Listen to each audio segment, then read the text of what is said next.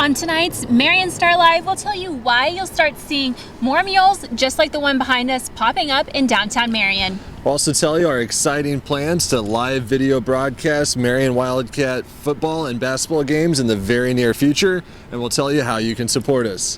The Marion Carnegie Library has a new director. You'll meet her on tonight's show. We also have a new circuit clerk at the county courthouse. Aaron Price will tell us who it is. And in tonight's Turning Back Time segment, we'll introduce you to a longtime local businessman whose foundation has given back more than $10 million for the last 20 years to local students in scholarship money. We'll also check in with the Marion Police Department, and we'll also tell you about a local police department that is helping a local girl in need. All this and much more on tonight's edition of the Marion Star Live.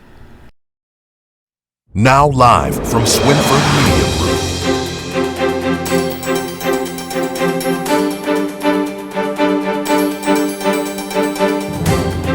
The Marion Star, where Marion is the star.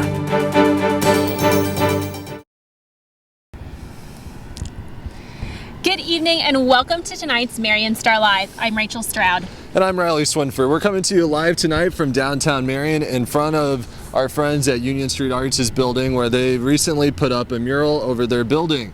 But thanks to some hard work from some City of Marion officials, more murals like the one behind us will soon be coming to the downtown area. That's right, Riley. Allison Hassler is coordinating the efforts from City Hall here in Marion. She is currently working on the final touches of the request for artist information. I got to talk to her earlier this week to find out more. Here's a little bit of that interview. Just a little bit of background to this is that we applied for a National Endowment of the Arts grant back in the summer of 2020. So with that, we have committed 10 buildings and 10 different murals and really provide that creative placemaking for the city, specifically for our downtown revitalization plan, and tying that all into the revitalization plan that is already taking place. Because we will not know until April of 2021 if we receive any of the funds that we applied for, we are going to go ahead and move forward with the pieces that we can, go ahead and fund by ourselves, which is dividing it up into two different things, which is a concept award and then commission for actually putting the murals on the buildings. So that is the piece that we're working on right now. Is we are looking for ideas and inspiration and artists from near and far to be able to provide us with concepts that will be ready to go when, cross our fingers, that we receive the National Endowment of the Arts grant and that we can move forward with installing those this summer. So we are going to launch this on February 1st. So we're still finalizing and fine tuning the very last, down to the sentences in the RFA, which is the request for artist for the concept, so that all of the questions are pretty well answered right then and there. But if they are interested in that, they can go on the city website. We will have a tab specifically for Marion Mural District, and they'll be able to find the RFA to download it themselves right there. And the download packet will include all of the information that they need about the contacts, how we are focused on a revitalization plan this year, how it ties into that revitalization plan, a little bit of the history, and then the application guidelines. As I had mentioned before, there's very few guidelines. That is also very intentional. We want to open this up to all artists. So if you're a retired artist that, let's say, it doesn't have the physical capabilities to really put a mural up at this time in your life, you're still welcome to have that concept done. If you're let's say an art student in high school still, but you know that you have the design capabilities to have something like this and you've just never done a mural painting before, we welcome you to submit those things as well. So So we've intentionally kept this as very broad as possible. We do have preference to the 62959 zip code as well as the surrounding zip codes from Southern Illinois. So we are giving preference to them, but it is open to anyone near and far that would like to submit those. We are going to have a blind jury because we are wanting people that are local to get involved and submit concepts. We know that we have great artists in this area. We have you can see it all over the place. We have wonderful artists. I don't want that to influence the rest of the scoring rubric. I'm going to strip the identifying information from that and give them, a code or a number, and I will house that separately so that the concepts as they come in and those building owners, the other juries or the other panel will be able to score that as they see as the concept, the quality of work, and all the other measuring factors. And then when they give it back to me with those scores, I'll be able to add in the preference if they get residence preference or not. As part of the revitalization plan, one of the aspects of these murals that will be a little bit different than maybe the surrounding towns or, in general, small towns, we tend to stick very close to the historical figures or the heritage and culture of that area, which we absolutely want to tie that in. But the focus really is on adding that creative placemaking and making it a diverse and rich arts culture. The vision is that we will definitely have a downtown where people want to walk their dog, grab their coffee, eat their ice cream, and just chill and relax and have fun, and it'll be great. It'll have a wonderful ambiance that is conducive to that very traditional creative placemaking idea of having a place that is creative and inviting for everyone. Thanks, Rachel and Allison. Great job. Now, tonight we do have some very exciting news to share in regards to the upcoming sports seasons. As we've been reporting all fall and winter so far, IHSA sports have been on pause, according to the Illinois Department of Public Health and the Governor J.B. Pritzker's office, since mid-November. But the IHSA's Board of Directors met for a special board meeting this past week on January 27th, where the board provided an updated sports schedule and other guidance for the remainder of the 2020-21 school year. The board approved the following schedule for the remainder of the year. Boys and girls basketball can begin as soon as each team has 7 practices under their belts. The season will run from now until March 13th with no state series. Football will then follow with the first ever spring football season starting on March 3rd with practice, and then games begin March 19th. The abbreviated season will wrap up on April 24th, again with no state series planned. Basketball and football had been the sports most in question due to their status as high risk by the Illinois Department of Public Health. Other sports were never really in jeopardy, but their schedules have been moved around as well. Boys and girls soccer, baseball, softball, boys tennis, and boys and girls track will all run from April 5th to June 19th, with state series still possibly being considered.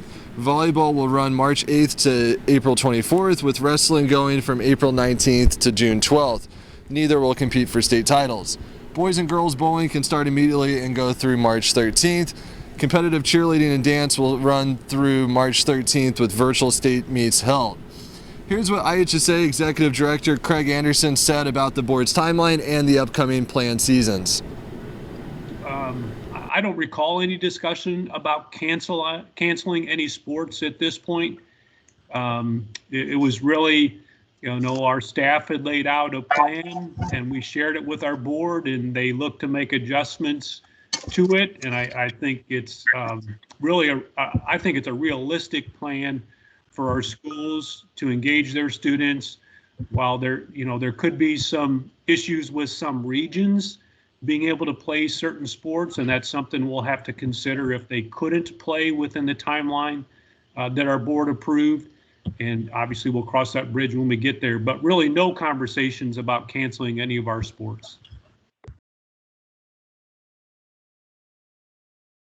Now this has made athletic directors all around the state and right here in Southern Illinois work feverishly to try to reset their schedules, which have been set, reset, on pause, canceled, and now they have the green light to reschedule again.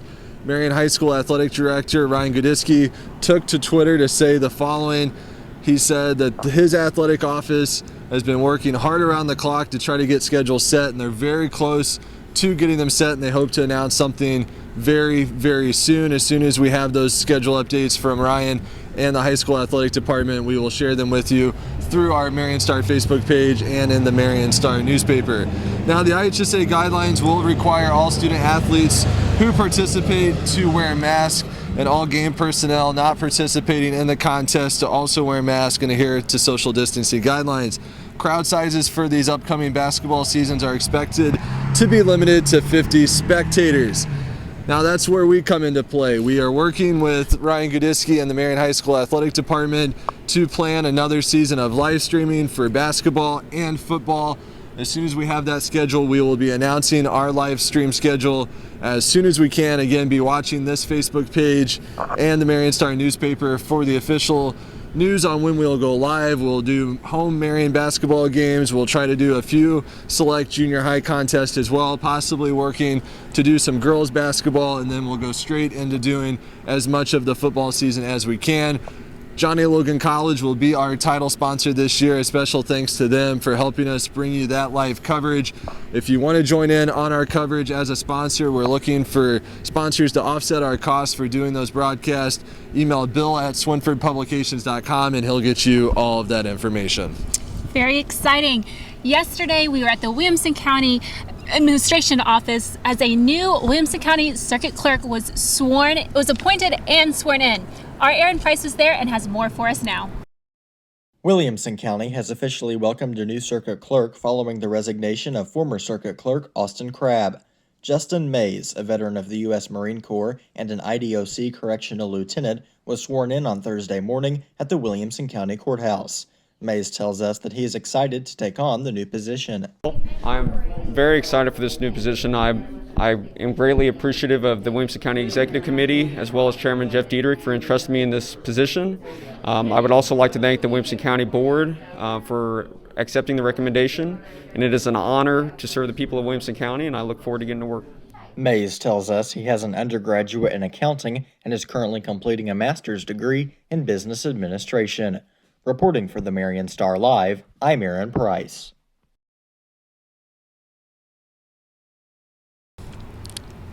The Marion Carnegie Library, which is located off the square just one block south on Market Street, has been having programs all through the pandemic and providing services to its patrons. Recently, a new director of the library was named, and I got to meet her yesterday, and we wanted to introduce you to her now.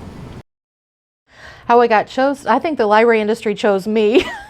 I actually started working here at the Marion Library when I was in high school. And I worked here for about 3 years and decided it's really what I wanted to do. From here I went to the Shawnee Library System, which later became the Illinois Heartland Library System, which is the big library that does delivery and interlibrary loan for all of the libraries in southern and central Illinois. And I worked there for about 25 years. And then I went to the Sally Logan Library in Murfreesboro. I was there for about 7 years. And then when the previous director here at Marion, when I learned that he was retiring, I got a little bit excited. I'm like, oh, I could end up, back at my home library. Very excited about at least the possibility. And so I looked into that and applied and was very fortunate in that I was selected to be the director. So I've been here for about a month now, so I'm still new, still learning things. I am seeing that this is really more of an administrative role. I'm in my office a lot more, but I get out and, mingle with patrons a little bit. I like to get out and just chat with the staff when I can, but I am in the office a lot more here. I couldn't be happier with the people who work here. We have a really good staff. All of our department heads are wonderful. We've got good support staffs. I'm really excited to be able to work on some projects and collaborate with the mayor and the city council. Mike Absher and Jared in particular. We've done some projects in the past. At Christmas time we did the drive-through Santa event and worked with Jared in particular at the pavilion. So we have some more of those kind of things that we're thinking about and working on. So and it's nice to be able to do those things with people that I know and have old time relationships with. Our next story walk is being prepared, so we're excited about that. I actually have one of our little incentives for our Beanstack Reading Challenge, and that ties in with the story walk as well. They're setting that up. We're going to have a photo board out on, I'm not sure exactly where it's going to be placed, but somewhere here on the library property where kids can stick their head into the photo board as they start the story walk and take pictures and post those to social media, and then make their way up Market Street and around the square to do the story walk. It may seem like it's early. We're only in January, but we're already starting to plan our summer reading. We're really excited about the theme this year is Reading Colors Your World. And we will have programs and activities for all ages for the summer reading. There's going to be definitely a lot more to come on that in the future. Another member of the Marion Carnegie Library staff is moving on after more than 14 years. Yesterday was Linda Johnson's last day. She's accepted a position at the Illinois Heartland Library System, so she will be in touch with the Marion Library and others throughout the state, offering her experience and expertise and helping them all as they continue to offer great services to their communities. And also the coordinator of the children's services at the library, Shelley Hedspeth, has coordinated another story walk around the square. If you haven't participated yet, they're a ton of fun. The story walk starts at the library and goes around the square, and there are different pages of a book up on different windows of businesses around the square. This month the book is about Abraham Lincoln, and I've been told it's really funny and something that the whole family can enjoy. We've even got a few pages on our window at our Marion Star office, and we're looking forward to seeing young families out and enjoying the downtown area, the nicer weather we've had lately, and getting to read a little bit of a book. Now, if you'd like more information, feel free to contact the Marion Carnegie Library and they can fill you in on all the details. I saw a few kids and their grandma out there today enjoying that, so people are already taking part. Good. When we come back, we'll have another segment in our popular Turning Back Time series. Tonight, we'll tell you about the life and legacy of a longtime Marion businessman. That's right, Riley. And Aaron will be back with a report from a virtual town hall meeting with local legislators to discuss the criminal justice reform bill currently on the governor's desk. Stay with us. Swinford Media and the Marion Star are proud to have the Watermark Auto Group as a sponsor of all our digital programming.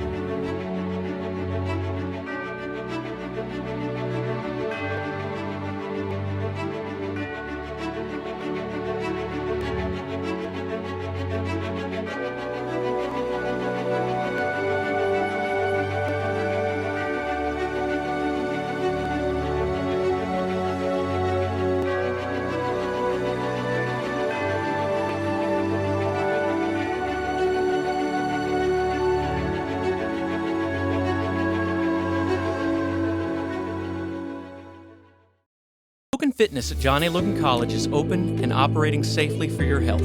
Temperature screening, mask policies, spacious facilities, and frequent cleaning make Logan Fitness the safest location for indoor exercise. Our staff goes the extra mile to ensure that the facility is always clean and regularly disinfected for a great member experience. In addition, our large open areas make it easy to accomplish your workout while still maintaining social distance. All for an affordable price with no contracts. Come see what we're all about at Logan Fitness. Swinford Media and the Marion Star appreciate the support of the Arcadia Wealth Group, which is sponsoring Wildcat Wednesdays and our Turning Back Time segments.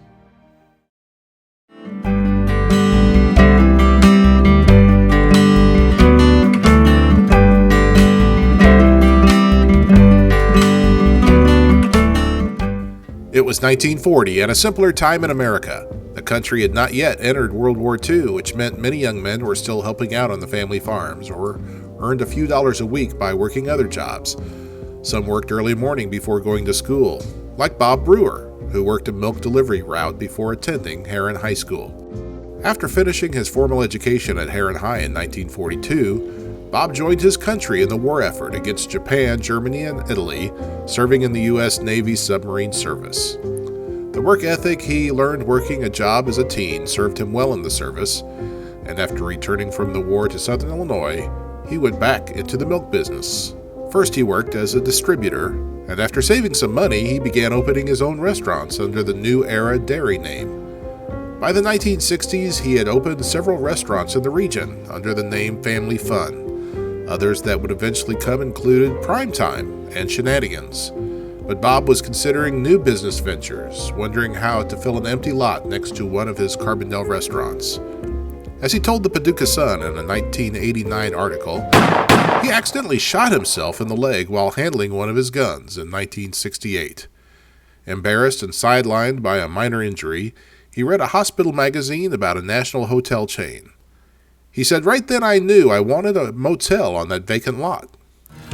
So Bob entered the hotel business and opened his first motel.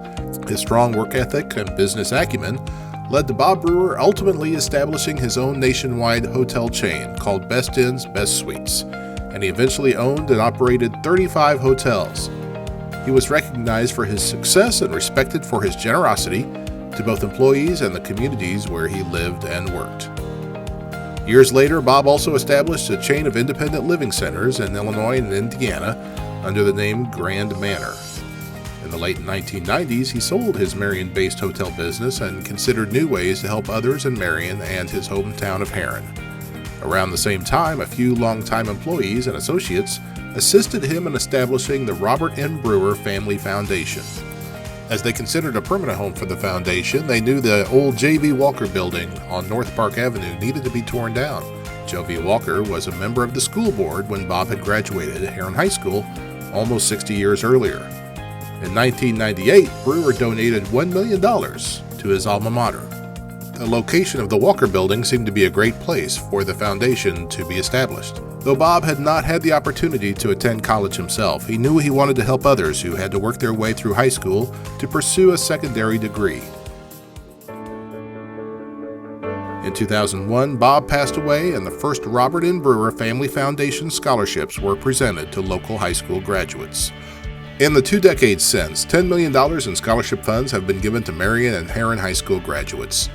The scholarships renew as the students progress through each year of college, and the Brewer Scholars become part of the Brewer family. Framed photos of most of the 869 and counting Brewer scholarships line the walls at the Brewer Foundation building. And let's talk about that building. Architectniques Limited shared these photos after they won awards for their design of the building, which was designed to reflect the styles of historical buildings that existed 100 years ago. Applications for Robert N. Brewer Family Foundation scholarships are available at the guidance offices at both Marion High School and Heron High School, and another group of Brewer scholars will be chosen this spring to continue Bob Brewer's legacy of hard work and perseverance into the future. Thanks to Arcadia Wealth Group for their continued support of these Turning Back Time segments. For the Marion Star Live, I'm Bill Swinford. Thanks, Bill. Mr. Brewer's legacy will live on to another group of Brewer scholars. Applications are currently available for the Brewer Family Foundation Scholarship at both Marion and Heron High Schools in the guidance counselor's offices. I received that scholarship in 2010, and it's been a huge blessing in my life, and the foundation continues to support me and this business still to this day. So very grateful to the Brewer Foundation. If you're thinking about applying, definitely do so. You won't regret it. Now, moving on to another story that's been a hot button issue in the state recently is criminal justice reform. A bill regarding criminal justice reform recently passed in the Illinois House and the General Assembly, and it's now on Governor J.B. Pritzker's desk. There was a virtual town hall to discuss the issue earlier this week, and many from the Marion area participated, including our Aaron Price, who has that report. Hundreds participated in a virtual town hall on Tuesday evening for a Q&A on the Illinois Criminal Justice Reform Bill with local lawmakers. The bill, also known as HB 3653, passed the Illinois General Assembly this month. Governor Pritzker has yet to sign the bill. Nearly 100,000 Illinois residents have signed a petition asking for the governor to veto the legislation. Lawmakers addressed a list of, quote, major concerns with the legislation before taking public questions. Lawmakers say if the bill is signed, it will lead to reduced public safety and, quote, the decline of the ability for police to do their jobs. If signed, the bill would eliminate cash bail, mandate body cameras be worn at almost all times, and discourage lethal uses of force. The bill also limits protections for police officers involved in criminal cases as a result of their on-duty actions and allows for an unlimited number of anonymous allegations to be filed against an officer. However, State Senator Terry Bryant says one of the biggest concerns of the bill is the overall future of law enforcement. But for those who are young in this, in this field and really love law enforcement, want to stay in it, there are a lot of individuals who are talking about just leaving the state, going to serve in another state where they are respected and where they can actually do their jobs. HB 3653 is now on the governor's desk for approval. Governor Pritzker had previously said he wants more time to review the entire bill and is listening to recommendations from law enforcement officials across the state. Reporting for the Marion Star Live, I'm Aaron Price. A little bit later, we will tell you about how our community is supporting a local police officer and his new canine partner. And we'll also tell you about how fundraising efforts are underway to help a local girl with a disability keep on having adventures. Stay with us.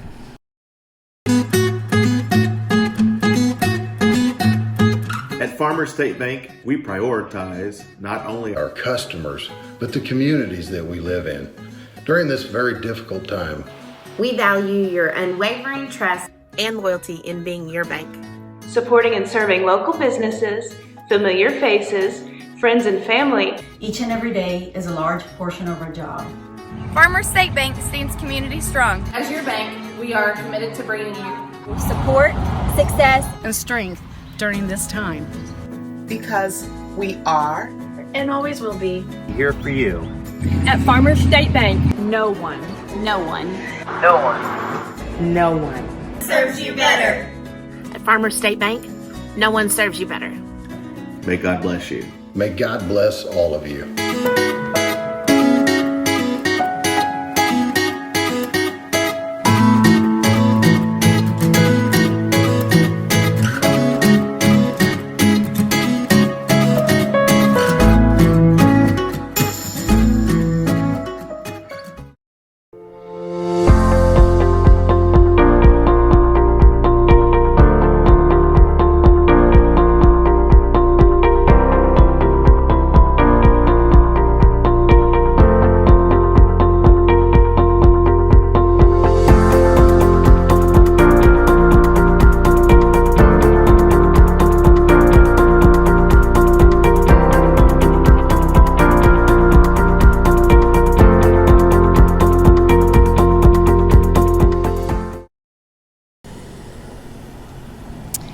As you saw in Aaron's report earlier, the criminal justice reform bill on the governor's desk has raised some major concerns about whether the reforms will hinder our local police in doing what is already a difficult job. The people of Marion have been demonstrating their support for local officers as more and more families and businesses continue to bring food and gifts by the police station on DeYoung Street. Marion Police Chief David Fitz has said the generosity of local people is overwhelming and greatly appreciated by everyone at the Marion PD. While we're at it, we also want to introduce a new canine officer for the Marion Police named Karma.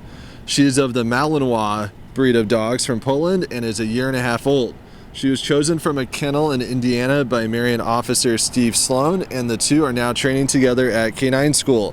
We look forward to introducing you to Karma in person someday very soon. And sticking with police, a local police force is helping a girl with cerebral palsy raise money to purchase a handicap-accessible van.